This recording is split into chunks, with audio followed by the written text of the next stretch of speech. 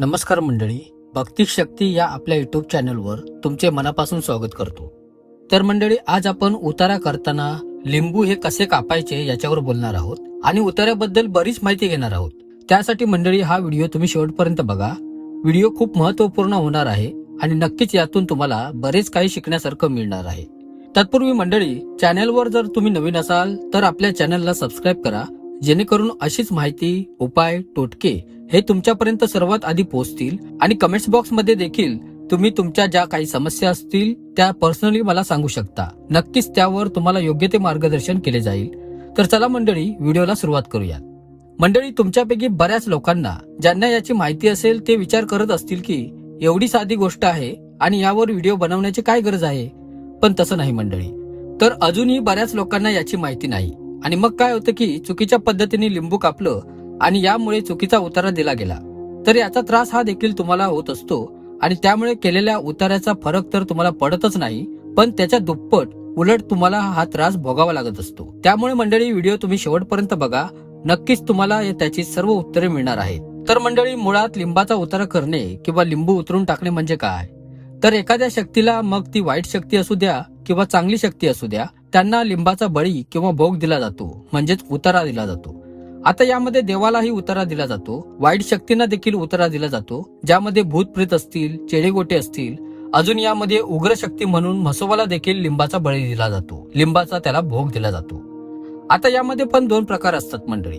ते म्हणजे देवासमोर ठेवले जाणारे उतारे भोग, म्हणजे आपण एखाद्या मंदिरात जातो किंवा आपण एखाद्या मंदिराच्या बाहेर म्हसोबाला जातो तेव्हा आपण लिंबू ठेवतो, नारळ ठेवतो आणि या गोष्टी जशाच्या तसे तिथे आपण ठेवत असतो. म्हणजे एखाद्या व्यक्तीच्या अंगावरून आपण उतरवून त्या गोष्टी ठेवत नाही, तर जसंच्या तसं आपण देवाला अर्पण करण्यासाठी या गोष्टी तिथे ठेवत असतो.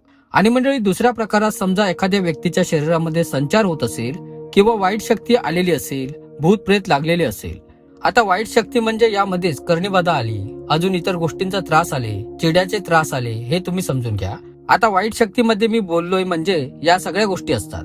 तर मग तेव्हा त्या व्यक्तींच्या अंगावरून लिंबू उतरवले जाते आणि मग त्या शक्तीच्या मागणीप्रमाणे किंवा ती शक्ती कोणती आहे, तिचा स्वभाव कोणता आहे, त्या शक्तीचा रावा कुठे आहे, या सर्व गोष्टी लक्षात घेऊन आणि कोणत्या ठिकाणी हे लिंबू ठेवायचे, हा उतारा ठेवायचा, या सर्व गोष्टी लक्षात घ्याव्या लागतात. आणि मग त्या लिंबाला काय लावायचे, म्हणजे हळद कुंकू लावायचे का, गुलाल लावायचा का, काळं लावायचे किंवा अजून जे काही असेल ते लावायचे का, कुठल्या ठिकाणी ठेवायचे, कोणत्या चौकात ठेवायचे, या सगळ्या गोष्टी लक्षात ठेवून हा उतारा केला जातो किंवा तुम्हाला तो सांगितला जातो. मग मंडळी, एखाद्या चौकात किंवा तिकटणीमध्ये, जिथे आपण तिकटण म्हणजे ज्या ठिकाणी 3 रस्ते एकत्र येतात अशा ठिकाणी जाऊन किंवा बऱ्याच ठिकाणी या गोष्टींचा हा भोग दिला जातो. आणि मंडळी, मी स्वतः देखील लोकांचे उतारे केलेले आहेत. मी अगदी स्मशानात सुद्धा जाऊन लोकांचे उतारे केलेले आहेत. सांगायचा उद्देश असा की प्रत्येक वेळी प्रत्येक शक्तीनुसार या जागा, हे लिंबाचे उतारे, परत लिंबाला काय मान द्यायचा, तर या सगळ्या गोष्टी ठरत असतात आणि प्रत्येक वेळी प्रत्येक व्यक्तीसाठी या गोष्टी बदलत असतात. आणि मग हा उतारा दिला की त्या व्यक्तीला देखील बरं वाटतं, त्या व्यक्तीला फरक पडतो. मग आता उतारा द्यायचाच, मग लिंब कापणे हे गरजेचे आहे मंडळी. मग नेहमी लक्षात ठेवा की ज्या वाईट शक्ती असतात, मग ती कर्णीतून असो किंवा भूत प्रेत असो किंवा एखादा देव देवी जरी तुमच्या शरीरात आली आणि ती तुम्हाला त्रास देण्याच्या उद्देशाने आली असेल. आता तुम्ही म्हणाल की देव कधी त्रास देतो का? तर हो मंडळी, कर्णीतून जर देव घातला गेला असेल तर तो तुम्हाला 100% त्रास देतो. मग अशा वेळी या गोष्टी असतील तर तुम्हाला कोण एखादा देवऋषी बघत असेल तर तो एखादा उतारा सांगतो, तेव्हा त्याने जो काही उतारा सांगितला आहे तर तो करत असताना लिंबू हे नेहमी तुम्हाला आडवं कापायचं आहे आणि मग त्यामध्ये जो काही मान तुम्हाला सांगितला असेल तो लावायचा, तो भरायचा आहे आणि उतरून तुम्हाला ज्या ठिकाणी सांगितलं त्या ठिकाणी ठेवायचं आहे.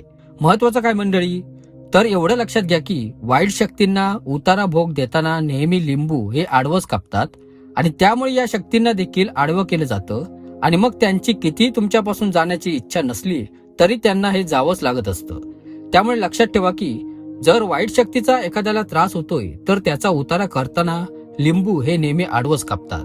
आणि आता मगाशी तुम्हाला मी सांगितल्याप्रमाणे देवाला जेव्हा आपण भोग देतो, उतारा देतो, थोडक्यात चांगल्या शक्तींना जे तुमचं चांगलं करण्यासाठी आलेले आहेत त्यांना भोग देताना, लिंबू देताना, ते लिंबू तुम्हाला देठापासून उभं कापायला लागतं, जेणेकरून या शक्ती तुमचं भलं करण्यासाठी, तुम्हाला संकटातून बाहेर काढण्यासाठी तुमच्या पाठीशी उभं राहतील. त्यामुळे चांगल्या शक्तींना देवाला लिंबू ठेवताना नेहमी लिंबू हे उभं कापायचं. आता या गोष्टी तुम्ही कायमस्वरूपी लक्षात ठेवा, कारण या गोष्टींमध्ये कधी बदल होत नाही मंडळी आता तुम्ही लक्षात घ्या की मी यावर एवढं सगळं व्हिडिओ बनवून तुम्हाला सांगण्याचं कारण हेच आहे की बरेच लोक काय करतात, या गोष्टी त्यांना माहीतच नसतात आणि मग ते उलट सुलट काहीतरी उतारे करतात आणि ज्या वाईट शक्तींना घालवायचं आहे, आडवं करायचं आहे, त्यांना उभं लिंबू कापतात आणि देवांना जे तुमच्या पाठीशी उभं आहेत त्यांना आडवं लिंबू कापतात.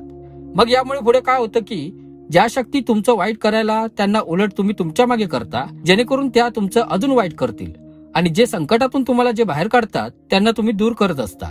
मंडळी आता तुम्ही म्हणाल की फक्त एवढ्याशा उताराने एवढा काय मोठा फरक पडतो का?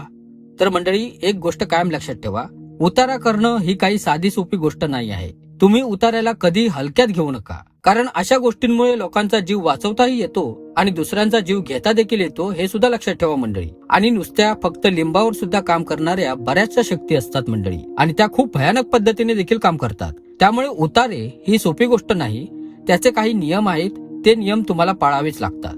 आणि मंडळी अजून एक महत्वाची गोष्ट मला तुम्हाला सांगायची आहे, ती म्हणजे स्वतःच्या मनाने कुणीही कधी कुठलाही उतारा करू नका. मला वाटलं की बाबा याच्यावर लिंबू उतरून टाकूया आणि असं लिंबू कापूया, हे लावूया आणि ते चौकात ठेवून देऊया, तर असं चालत नाही मंडळी. उगाच काय होईल की ती शक्ती आहे काही वेगळीच आणि तुम्ही तिला भलताच उतारा देताय वेगळ्या शक्तीचा आणि चौकात ठेवून द्याल, तर असं केल्याने तुम्ही तिसरंच काहीतरी मागे घेऊन याल. तर असं काही करू नका मंडळी, कारण कोणत्या शक्तीला कोणता उतारा द्यायचा, कुठे ठेवायचा, काय द्यायचा, त्या शक्तीला काय मान लावून द्यायचा, कुठल्या ठिकाणी ते ठेवायचं हे सगळ्यांनाच कळत नाही. त्यासाठी जाणकार व्यक्तीच लागतो. आध्यात्मिक व्यक्तीला हे सगळं समजतं मंडळी. त्यामुळे मंडळी स्वतः शहाणपणा कधीच करायला जायचा नाही. आधीच आपण प्रॉब्लेम मध्ये असतो, त्यामुळे प्रॉब्लेम अजून स्वतःहून स्वतःवर ओढवून घ्यायची गरज नाही. तर मंडळी आशा आहे की उतार्याबद्दलच्या तुमच्या सर्व शंका या आता दूर झालेल्या असतील आणि काही गोष्टी तुम्हाला आता क्लिअर झाल्या असतील. मंडळी थोडक्यात परत एकदा सांगतो की वाईट शक्तींचा त्रास जर असेल, शरीराचा संचार होतो, भूत प्रेत लागलेला आहे, वाईट शक्ती आहे, कर्णीबाधा आहे, तर अशा वेळी त्यांना नेहमी आडवं लिंबू कापूनच उतारा द्यायचा. आणि देवाला समजा एखाद्या ठिकाणी तुम्ही जाताय, सहखुशीने तुम्हाला देवाला काहीतरी खुश करण्यासाठी ठेवायचे आहे, त्याचा मान म्हणून ठेवायचं असेल तर तुम्ही उभं लिंबू कापा. आणि नाहीच तुम्हाला काही कळलं की त्यात काय मान द्यायचं आणि काय नाही, तर सगळं उभं लिंबू कापून त्यात साखर भरा आणि ते देवापाशी ठेवून द्या. देव नक्की तुमच्या पाठीशी उभा राहतो. आणि उलट लिंबात साखर भरून ठेवली तर देवाचा गोडवा हा तुमच्यापर्यंत म्हणजे तुमच्यासोबत त्या देवाचा गोडवा हा नेहमी राहत असतो. त्यामुळे जर काहीच कळालं नाही तर हा उपाय करा, याने देखील तुम्हाला बऱ्यापैकी तुमच्या आयुष्यात देखील बदल हा घडत असतो. मंडळी मी एवढी सगळी माहिती तुम्हाला सांगितली. ही माहिती जर तुम्हाला पटली असेल, आवडली असेल तर व्हिडिओला लाईक करा आणि आपल्या चॅनलला सबस्क्राईब करा. आणि मंडळी तुम्हाला जर काही अडचणी असतील, समस्या असतील तर कमेंट्स मध्ये आपल्या तुमच्या ज्या काही समस्या असतील त्या तुम्ही कमेंट्स बॉक्स मध्ये मला चॅटवर येऊन सांगा. त्याच्यावरही नक्कीच मार्गदर्शन करण्याचा मी नक्कीच प्रयत्न करेन. व्हिडिओच्या माहितीला मन लावून ऐकल्याबद्दल तुमचे मनापासून खूप खूप आभार. धन्यवाद.